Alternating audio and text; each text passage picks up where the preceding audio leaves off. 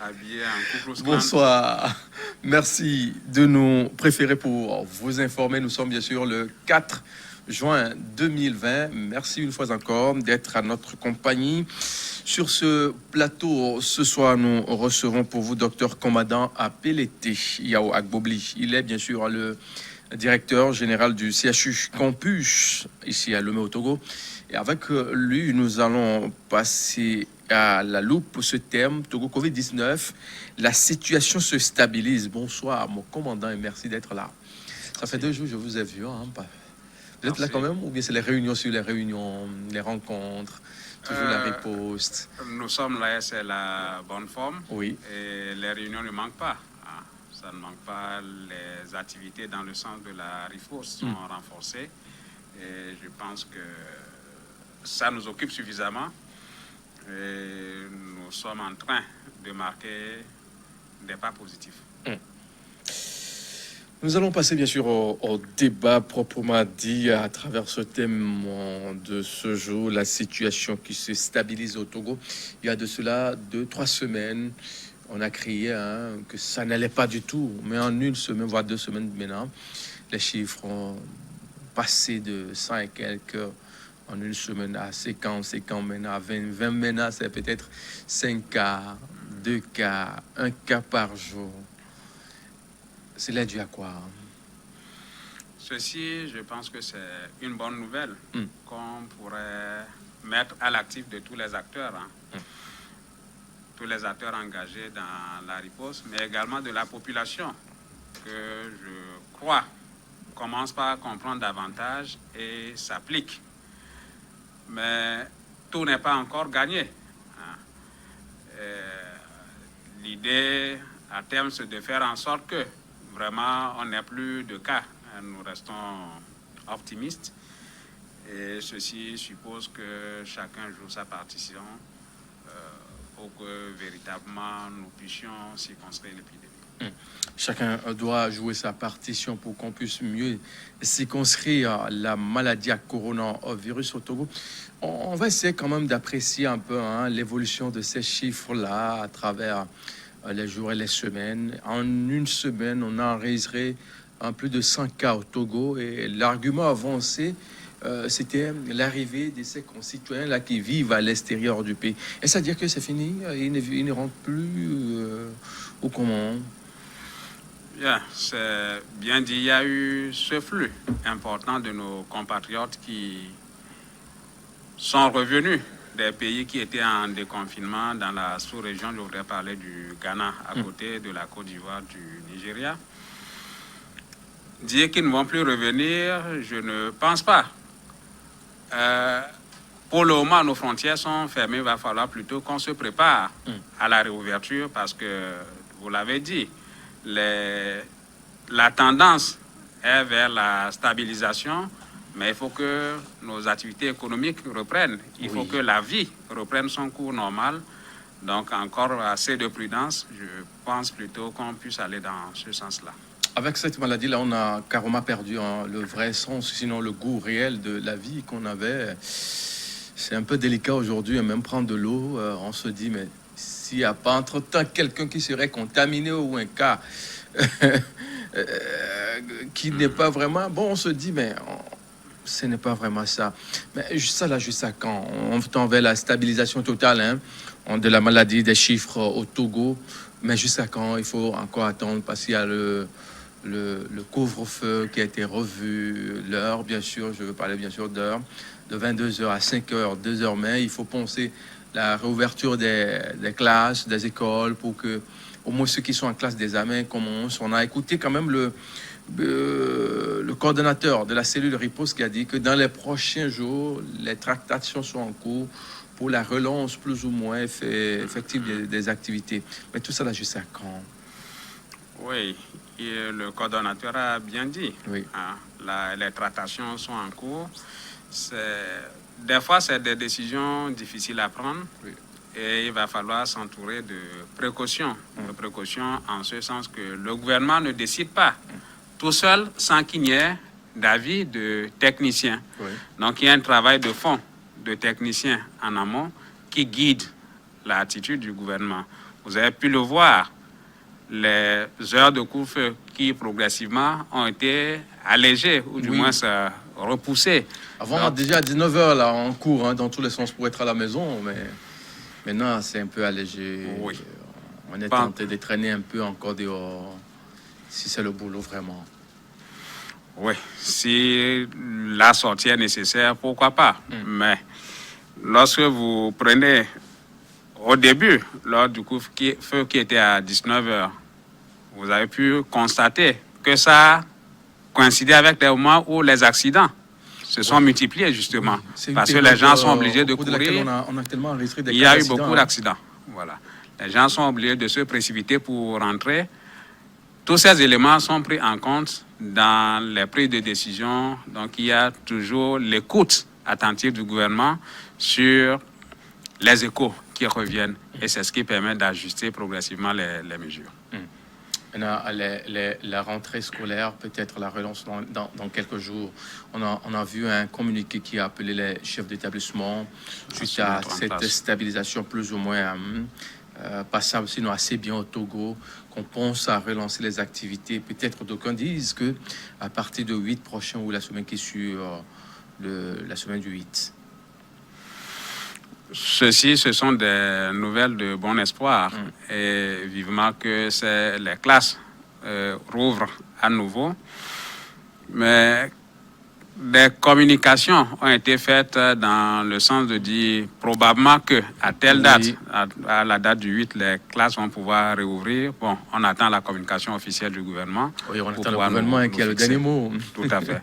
Il y a des paramètres que nous autres ne maîtrisons pas, mais qui sont mis dans la balance.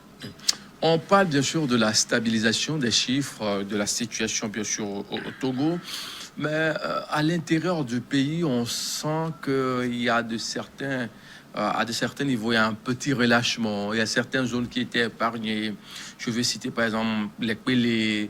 On n'avait pas de cas, mais à partir du 2, on a enregistré un premier cas dans les Kwele. Et c'est la préfecture, enfin la zone de Raro et puis d'Agou qui sont bien sûr épargnés pour le moment. Qu'il faut-il faire justement pour garder le cap dans ces deux localités-là qui sont restées indemnes, à l'abri de cette maladie? Voilà, rester indemne, je pense que ce serait trop dit.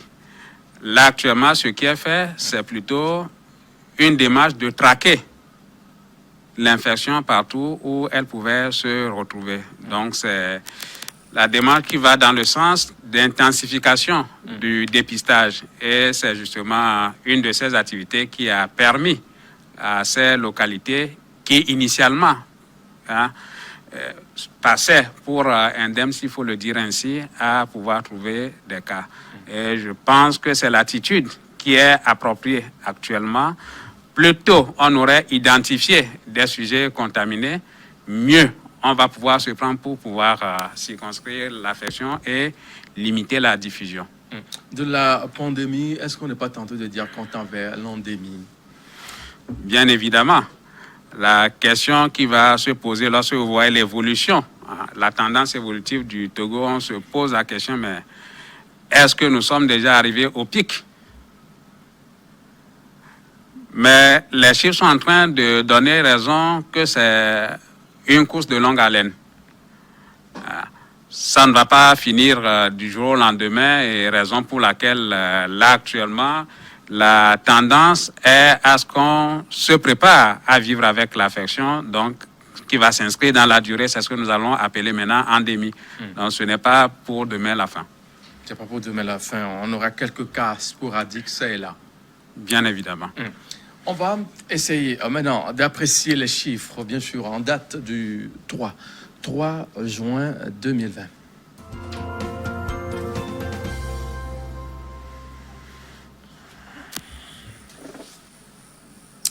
À la date, bien sûr, du 3 juin 2020, plus précisément, nous avons enregistré les chiffres comme suit. 203 cas actifs, 236 cas guéris, 13 décès, avec 452 cas confirmés au total et 21 515 nombre total de tests effectués. La bonne nouvelle, bien sûr, sur cette affiche, enfin, ce que nous regardons sur nos petits écrans de télé, c'est que les cas de guéris ont largement dépassé les cas actifs. Ceci est encourageant et ça réconforte tout un chacun. Et vous pouvez également le voir tel que les chiffres sont affichés. 21 000 tests. Le Togo a bien évidemment un très bon score en termes de tests à réaliser, donc en termes de dépistage. Et je pense que ce sont les activités clés qui permettront d'être efficaces. Dépister très rapidement, j'insiste là-dessus.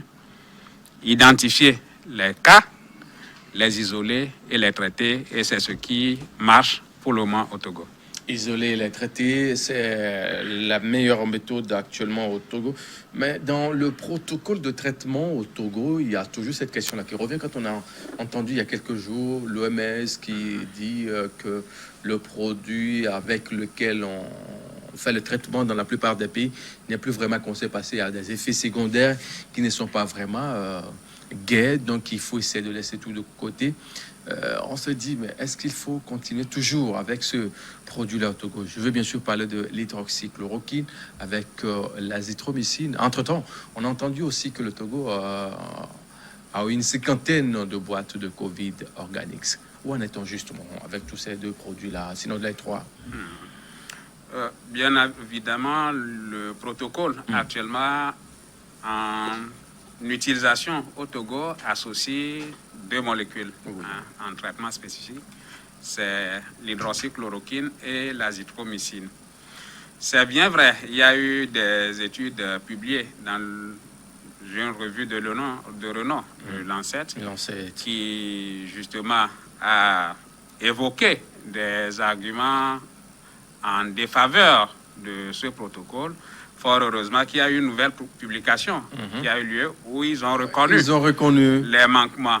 Et ce qui justement a amené l'OMS encore. L'OMS, oui, je crois que... On se dit même, qu'est-ce qui n'a pas marché entre-temps? Non, en réalité, l'OMS est une institution sérieuse. Il y a rien à dire là-dessus. C'est juste des attitudes de prudence. L'OMS ne s'aligne pas sur ce qui n'a pas fait de preuves. Il y avait des études en cours, c'était justement pour trouver des solutions. Oui. Voilà.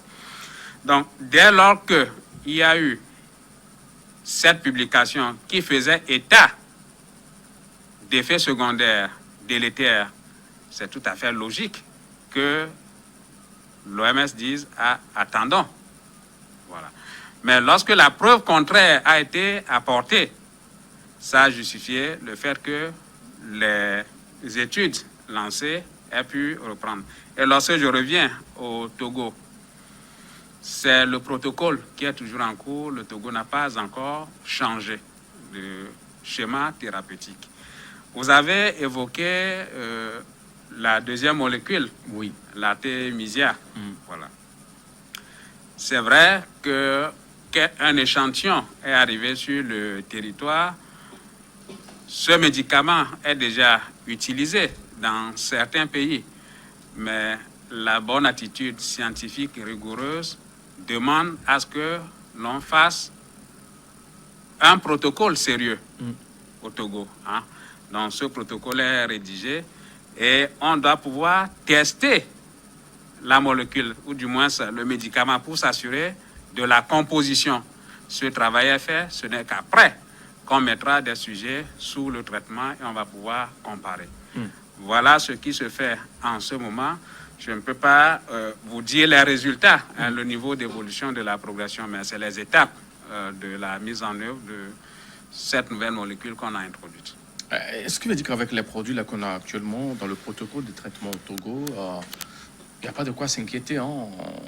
On doit être à l'aise dans nos peaux. Bien évidemment, nous sommes des praticiens. Lorsque vous mettez un traitement naturellement, on surveille. On surveille les patients, on recherche les effets secondaires. Donc, c'est ce que nous avons toujours fait et c'est ce qui a justement fait que nul n'a tremblé lorsque ces évocations ont été faites.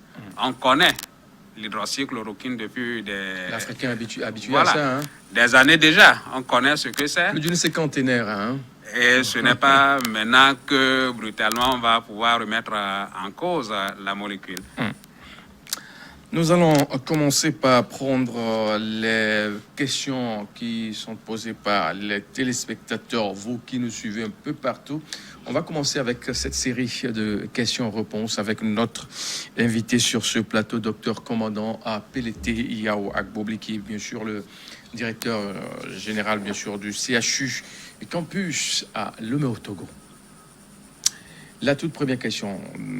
Bonsoir, docteur. Félicitations encore de la santé togolaise. Monsieur le docteur, il a dit que l'asthme ne se guérit,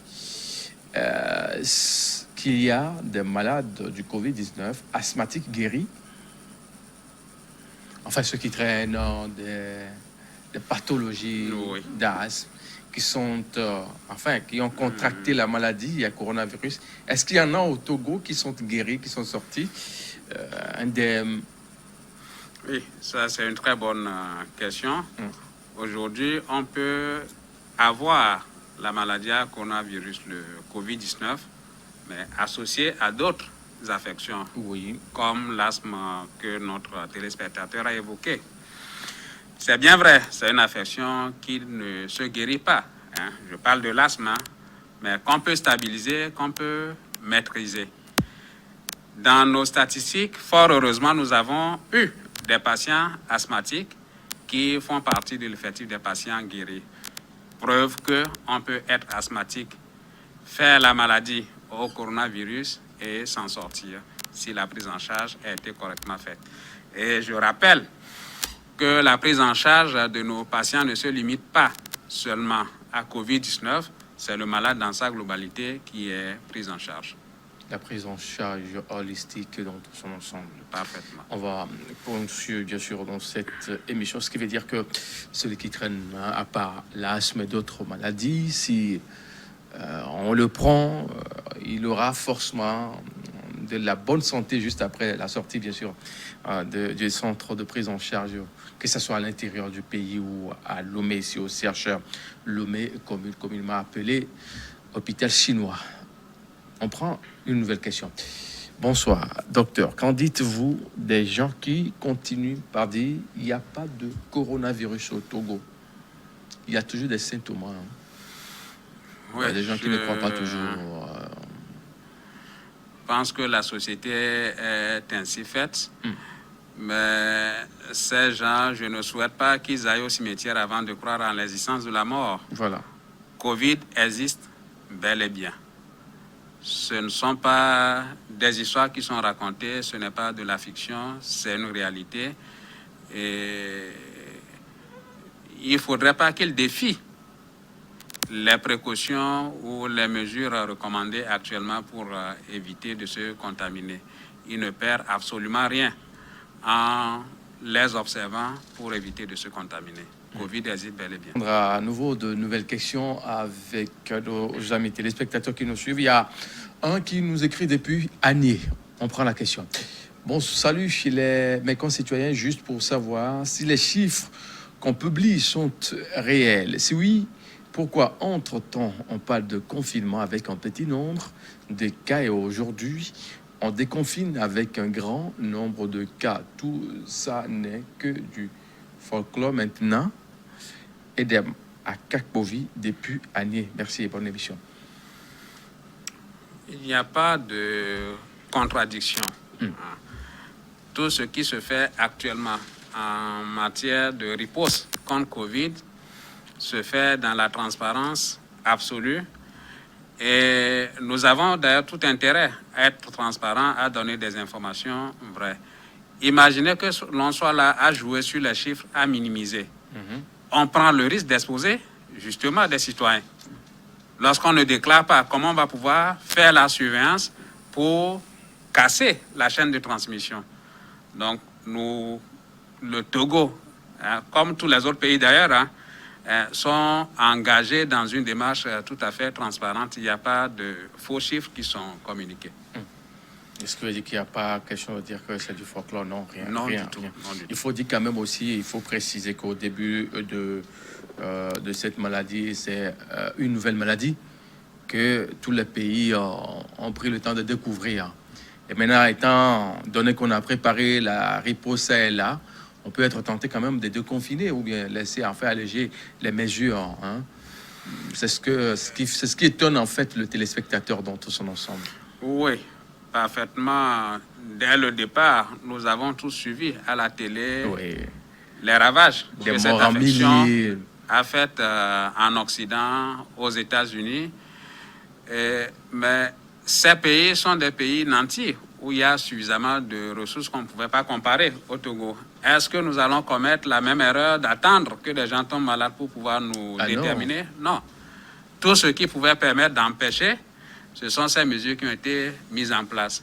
Mais aujourd'hui, le temps nous a donné raison et on comprend de mieux en mieux, ou du moins on connaît de mieux en mieux sur cette affection, et ça justifie naturellement l'allègement des mesures qui sont prises, parce qu'il va falloir ne pas seulement considérer Covid, mais il y a la vie sur le plan social, sur le plan économique et autres, toutes les autres activités qui doivent pouvoir être relancées. Parfait. Et il faut aussi préciser que le Togo n'a pas confiné. Hein. Le Togo n'a pas confiné. Non. On essaie de revoir les sorties noctambules, les Vouquettes, bien sûr, les noctambules. Déjà, on essaie de revoir les heures de sortie la nuit, tout ça là. Le Togo n'a pas confiné. On a quand même permis aux uns aux autres de vaquer librement à leurs occupations tout en adoptant les gestes barrières dans tout son ensemble qui demeure toujours le seul remède contre cette maladie à coronavirus. La suite de cette émission en question-réponse. Bonsoir, messieurs. Suite à la pandémie de Covid-19, le gouvernement a mis un programme Novici, mais ce programme ne vient pas en aide aux compatriotes. Ça, c'est pas vérifié, cette information-là. Parce que moi, j'ai plein de gens qui ont profité, qui ont reçu jusqu'à leur 4e tranche déjà. Hein. Leur 4e tranche déjà de cette affaire de Novici. Je pense que oui. Novici, c'est un programme qui a des sujets éligibles. Peut-être que celui qui est en train de parler ne fait pas partie de la proportion. Comme moi, sur ce plateau, je ne suis pas éligible à Novici. Peut-être c'est une situation pareille qui s'est présentée. Sinon, il faut qu'on arrive quand même à expliquer aux uns aux autres que Novici, normalement, c'est pour ceux-là qui sont dans l'indigence, les sujets vulnérables, l'artisanat, ceux qui font leur petit boulot. Les soirs, on les a privés de ne pas traîner trop dans la nuit afin de choper la maladie, qui peut facilement en profiter. Également, entre-temps, il y avait une mesure qui demandait aux conducteurs de taxi, moto communément appelés émigrants, de ne plus continuer, mais on a revu carrément cette mesure-là. On les a laissés quand même continuer tout en adoptant les gestes barrières aussi pour leur permettre de gagner leurs petits sous au jour le jour pour mieux vivre en famille. Ce qui veut dire que Novici, c'est une réalité, je confirme, parce que j'ai des gens qui m'amènent même leur portable avec leur carte d'électeur qui demandent « Fogan, s'il te plaît, aide-nous à accéder à notre Novici qui vient de tomber. » Voilà. Donc, ce que je fais pratiquement des fois quand ça tombe, et je pense qu'on est à la 4e tranche, hein, la 4e tranche, bien sûr. Donc, c'est une réalité. Mais tout le monde n'est pas éligible. Ça, il faut qu'on soit clair là-dessus. Ni les étudiants, l'étudiant, bon, enfin, voilà. C'est ceux qui exercent dans le domaine, qui vivent au jour le jour, surtout ceux qui travaillent dans l'informel. Dans l'informel, tout ça là. Voilà un peu préciser ce chemin de Novici que les gens ont toujours de soucis à cerner le contour. Il faut aussi également préciser qu'il y a d'autres qui sont des mal intentionnés, qui sont partis copier le numéro des cartes d'électeurs des uns et des autres au niveau des différents centres de vote tout récemment pour bénéficier de façon indue. Des façons indues, voilà. Ça aussi, il faut qu'on précise ça. Ça aussi, il faut qu'on précise. Parce que en ce temps de crise, il y a tous les moyens. Hein, les gens sont prêts à tout faire pour s'enrichir illicitement. Et bon, voilà, on n'a pas le choix. Il faut contrôler. Mais le gouvernement est à pied d'œuvre. Hein, et on travaille pour déceler ces petits réseaux, ça et là, et mettre la main sur ces fausseurs hein, de troubles, surtout du vivre ensemble au jour le jour. La nouvelle question sur la plateforme, on nous dit ce qui suit. Bonsoir, j'aimerais savoir pourquoi à 2 cas actifs, tout était fermé. Et maintenant, à plus de 200 cas actifs, on veut tout réouvrir. Comment comprendre ça scientifiquement? Alors, commandant, vous avez la parole. La répétition est pédagogique. C'est de la pédagogie. Hein. À 2 cas, nous étions partis sur la base d'un inconnu, d'une maladie dont on ne maîtrisait pas du tout les contours. Mais on est à 200, voire plus. Aujourd'hui, on a 452 cas dénombrés. Pourquoi on est en train de vouloir réouvrir? Forcément, il faut faire des choix. Lorsqu'on a fermé, pratiquement, la vie s'est arrêtée, sinon suffisamment ralentie. Et tous les secteurs ont été impactés. On fait la balance. Des dispositions énergiques ont été prises dans le sens de mieux maîtriser, dans le sens de faire de la prévention. Naturellement, lorsqu'on fait la balance de ces différentes mesures, il va de soi encore que cette affection va s'inscrire dans la durée, qu'on ne puisse pas tenir longtemps en restant fermé. La preuve, nous avons fermé nos frontières. Les autres pays voisins qui ont commencé par déconfiner, qu'est-ce que nous avons constaté? Quand bien même les frontières sont fermées, par des endroits... Ils vont prendre des voies détournées. Des voies détournées et justement, on ne peut pas contrôler. Ouais. Autant aller de la façon la plus formelle possible, donner la possibilité à ce que les gens accèdent par les voies réglementaires où on va pouvoir faire des contrôles et pouvoir identifier très rapidement d'éventuels cas qui pourraient venir d'ailleurs. Donc voilà un peu hein, l'explication, hein, c'est clair. C'est clair, c'était un inconnu. Sinon, une inconnue pour la plupart des pays du monde entier. Hein. Si on essaie un peu de voir ce qui se passe dans les pays développés, comparativement aux pays, la plupart des pays d'Afrique et d'Asie, on se dit, mais nos pays s'en sortent très bien. Pas du tout. Oui, nos pays s'en sortent très bien. On prend de nouvelles questions.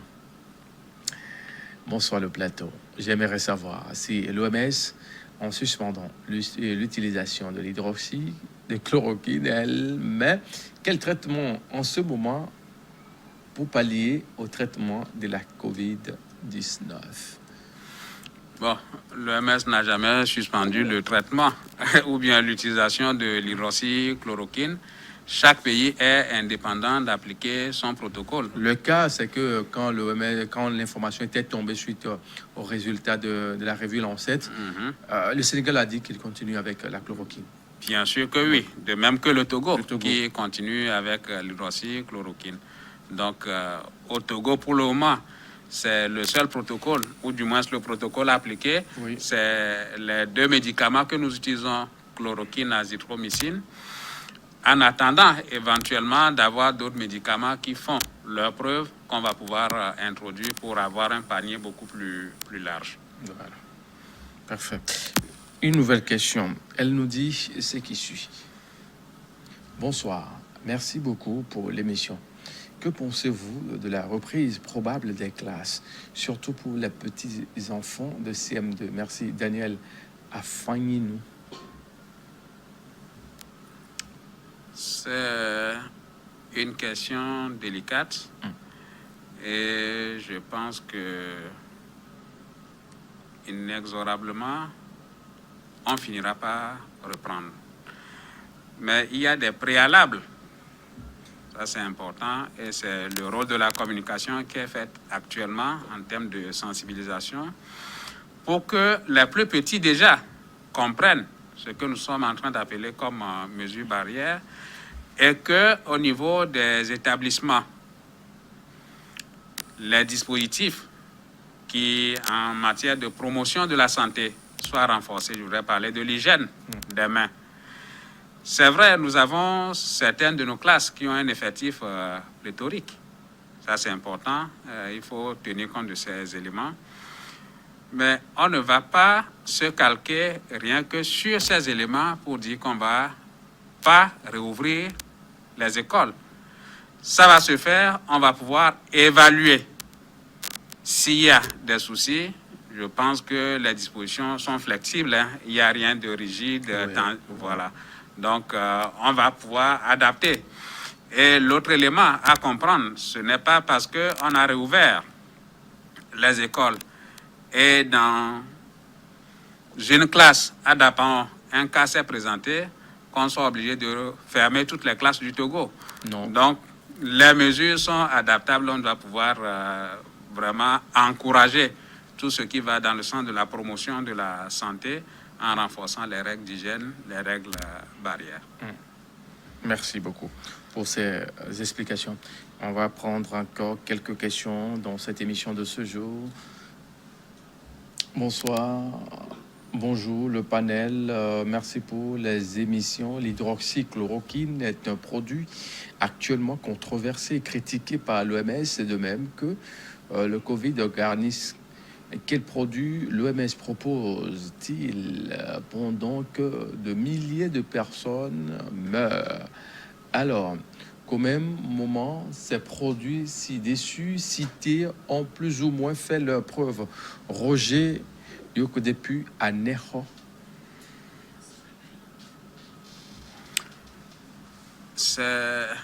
Nous le répétons à nouveau. L'hydroxychloroquine a fait objet de critiques par endroits. Et je dis à nouveau que ce n'est pas l'OMS qui impose l'utilisation ou non d'un protocole ou bien d'un médicament. L'OMS recommande. Chaque pays est indépendant, chaque pays est autonome dans sa prise de décision, dans ses choix. Donc, ce qui se fait actuellement, nous sommes face à un inconnu. Il y a eu plusieurs molécules qui sont en train d'être testées un peu partout, comme justement le traitement avec l'hydroxychloroquine, comme l'artémisia au niveau de Madagascar et d'autres molécules dans certains pays autres que le nôtre. Ce qui scientifiquement est recommandé, c'est que l'on puisse, sur la base de vraies observations, de vraies analyses, faire le point pour pouvoir apprécier ce qui marche de ce qui ne l'est pas. Et lorsque ces études seront concluantes, c'est des compères scientifiques également qui évaluent, justement. Et ce n'est que sur la base de ces argumentaires qu'on dit voici le médicament de premier choix dans la prise en charge parce qu'il a fait ses preuves. Ce n'est qu'à partir de ce moment que finalement l'OMS, sur la base de ses arguments scientifiques inattaquables, va pouvoir dire nous recommandons tel, tel, tel. Donc l'OMS n'a jamais imposé un traitement, l'OMS fait des recommandations sur la base d'argumentaires scientifiques.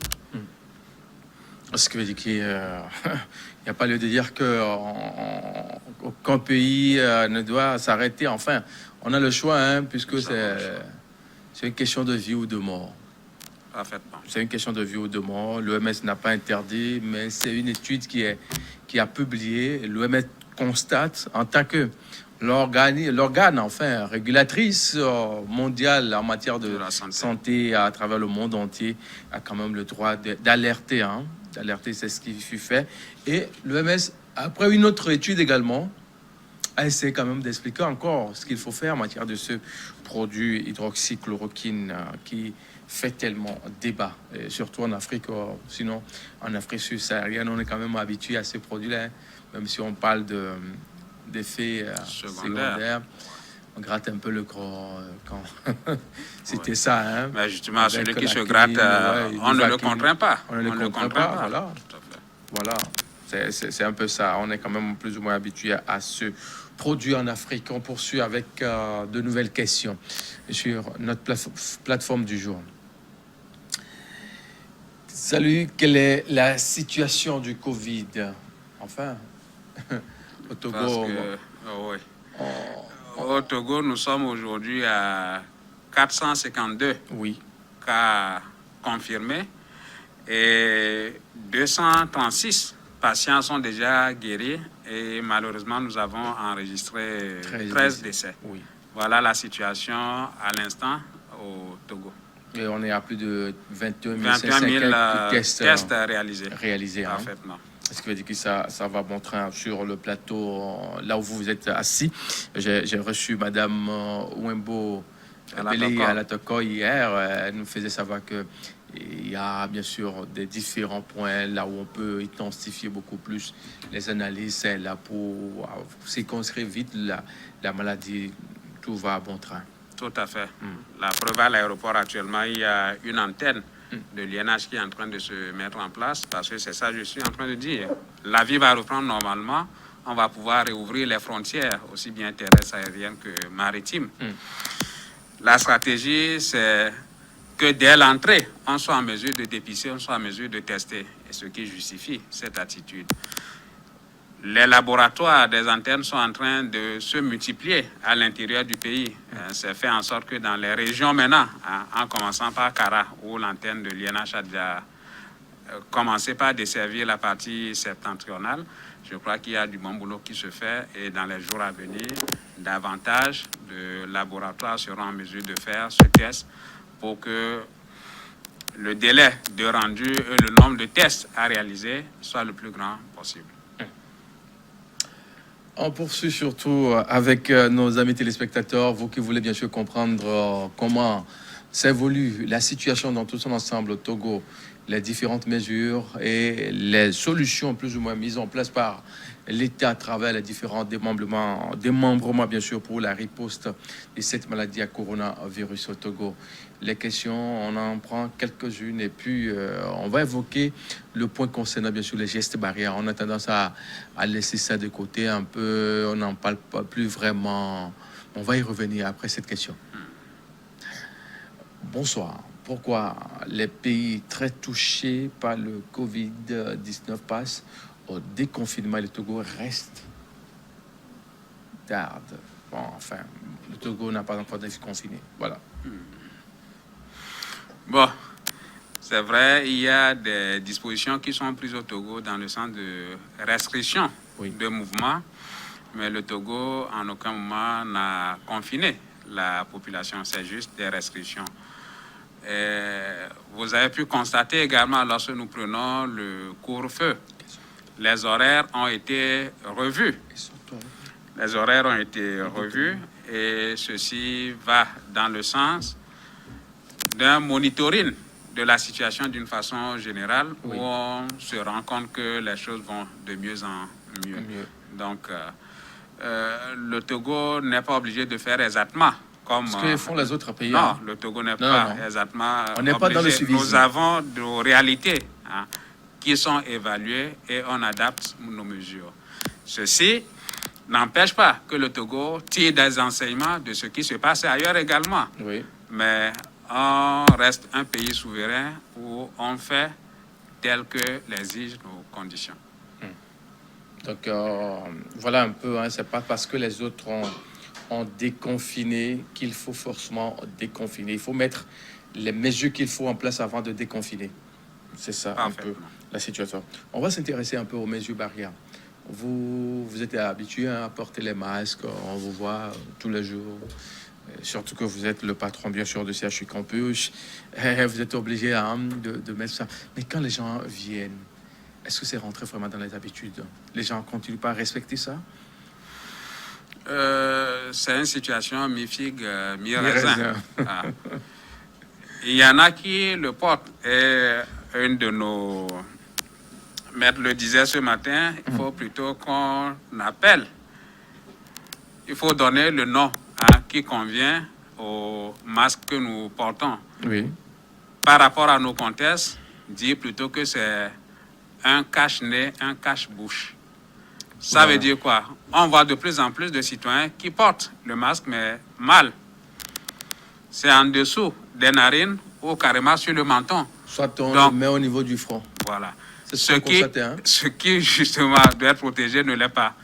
Donc, ces mesures sont relativement bien suivies, mais il est important de rappeler les bonnes manières de porter et d'encourager, justement, ceux qui ne le portent pas du tout à pouvoir rallier la bonne cause.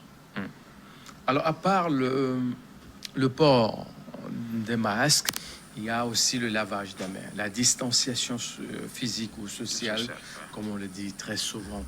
Si vous faites un tour, bien sûr, dans la ville, quel est votre premier constat? Le constat, même en arrivant ici, cet après-midi, j'ai vu qu'il y a du nouveau chez vous. Les dispositifs de lave-mains. Ils sont de plus en plus présents. Dans nos institutions, dans la communauté. Je crois que c'est une mesure capitale qui doit être encouragée. Et au-delà de ces dispositifs de lave-mains, le constat également est que les bavettes ou les cache-nez, cache-bouche, comme il faut l'appeler désormais,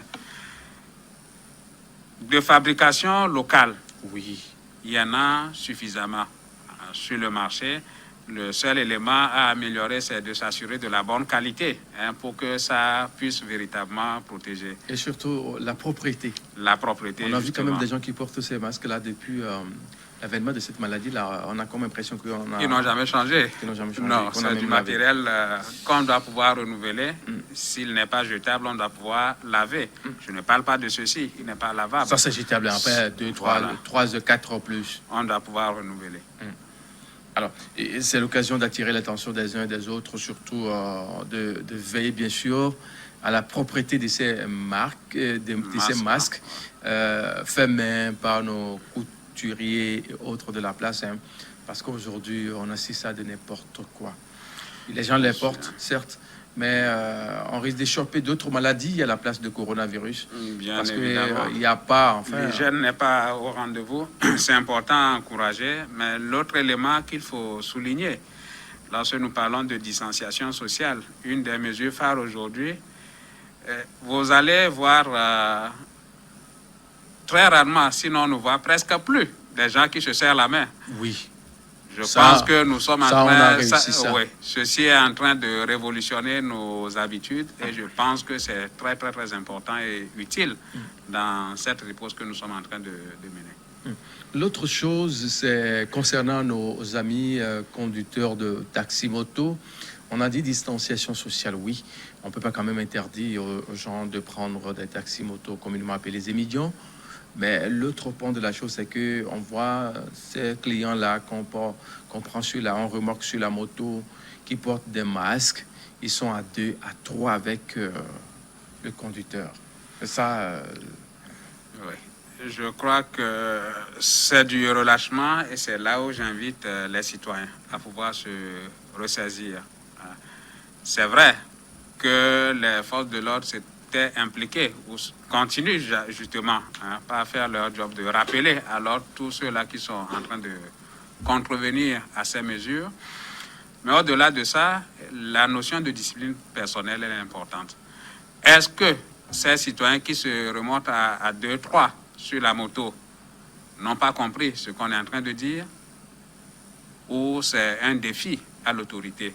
Peut-être que c'est un défi, je ne souhaite pas qu'ils défient l'autorité, sinon ils vont s'en sortir perdants. C'est utile pour tout un chacun de comprendre que plus on se rapproche, on augmente le risque de se contaminer. Donc c'est une bonne mesure qu'il faut respecter. Et aussi dans les taxis, les voitures. Bien sûr, c'était dit qu'on ne pouvait pas avoir plus de 4 occupants d'un taxi, y compris le conducteur, naturellement. Donc, 2 passagers derrière, le chauffeur est celui qui est à son côté devant. C'est ce qui a été dit. Mais on constate de plus en plus, malheureusement, que les citoyens ne respectent pas ces mesures. J'en appelle au sens de civisme de tout un chacun pour que l'on puisse retourner à de meilleures pratiques. Parfait. Je pense que les uns et les autres doivent veiller, bien sûr, hein, à leur santé. On a longtemps crié que ça ne va pas. Et même moi, si on reste à 3-4 dans la voiture, comment ils vont s'en sortir? Mais dans la foulée, on a vu le prix du carburant qui a baissé. qui a baissé C'est une mesure d'accompagnement. drastiquement, hein. C'est une mesure C'est grand. d'accompagnement. Hein. Quand on essaie de jeter un coup d'œil, je me dis, waouh, pour une première fois, le chiffre a carrément chuté.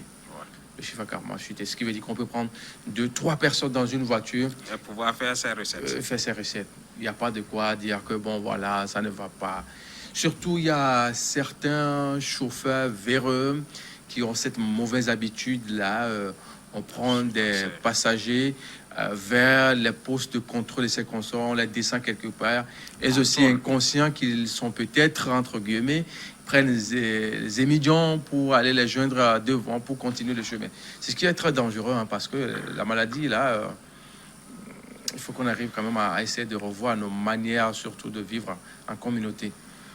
Parfaitement. C'est justement de ces mauvaises pratiques qui ont fait que beaucoup ont pu s'infiltrer de l'extérieur en passant par les voies les plus contournées possibles, en rentrant par les porosités de nos frontières. Et tous ces citoyens qui concourent au florissement de ces activités sont justement condamnables. Ils ne nous rendent pas service, ils ne rendent pas service à la communauté. Vous allez voir de plus en plus dans nos statistiques, vous avez des conducteurs qui sont contaminés. Oui, ouais, justement parce que ils prennent de ces voyageurs sans respecter les règles prescrites. Donc, il est important qu'ils puissent collaborer et aider à ce que l'on puisse... Il y a des tronçons sur lesquels les gens ne respectent pas. On sait que, par exemple, sur la voie Lomé-Vaughan, il se passe beaucoup de choses. Quand même que les forces de l'ordre, cette équipe qui a été formée spécialement pour veiller au grain, anti-pandémie, travaille, mais il y a toujours ces véreux-là qui font de choses pas possibles. Également sur la voie de Kwalimé, ces gens qui sont là-bas travaillent beaucoup. Moi, j'ai constaté parce que un journaliste doit être curieux, fouiller, pour avoir le cœur net par rapport à l'application, bien sûr, de ces mesures-là. D'autres, carrément, ils prennent... Quand on sait que, par exemple, au niveau de Zanguera, il y a un poste de contrôle. Un poste de contrôle, c'est très strict là-bas. On sait que ça ne va pas. On préfère passer par le contournement. Le contournement pour chuter à Nouépé. Nouépé directement, on prend Kwalimé. Kwalimé, quelque part, on prend par des détours. Et puis, voilà ce qui se fait. Et Dieu merci, les forces de l'ordre continuent pas à détecter ces différents points-là et arrivent quand même à justement, les forces adaptent leur stratégie. Oui. Hein. Elles ne sont pas statiques, non, c'est des forces qui sont mobiles. Également sur voilà. la voie, elles sont dynamiques. Le Méanéro aussi, au niveau d'Agodeke, on a vu des voies détournées. Hein. Des voies détournées, les forces de l'ordre ont carrément fait de très bons boulots. Hein. Ouais. De très bons boulots. Chapeau surtout, hein, et surtout à leur chef qui coordonne tout, le colonel Amana, et à la tête le général Yark. Au commandant, c'est déjà la fin. Hein? Ah.